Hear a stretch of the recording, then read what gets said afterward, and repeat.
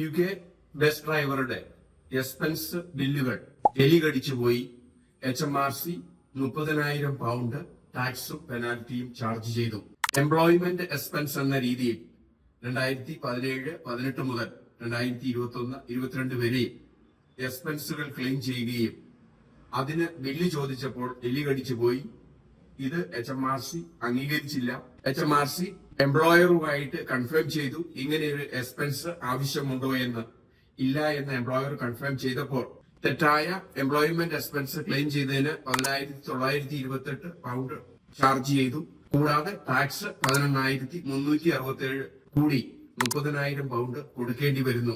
കൃത്യമായി സപ്പോർട്ടിംഗ് ഇല്ലാതെ നിങ്ങൾ എംപ്ലോയ്മെന്റ് എക്സ്പെൻസ് ക്ലെയിം ചെയ്തിട്ടുണ്ടെങ്കിൽ എത്ര കാലം മുൻപിലാണെങ്കിലും HMRC ചെക്ക് ചെയ്യുകയും നിങ്ങൾ ഡെലിബറേറ്റ് ആയിട്ട് ടാക്സ് റിട്ടേൺ ഫയൽ ചെയ്തു എന്ന രീതിയിൽ ടാക്സിന് പുറമെ പെനാൽറ്റിയും കൊടുക്കേണ്ടി വരുന്നു.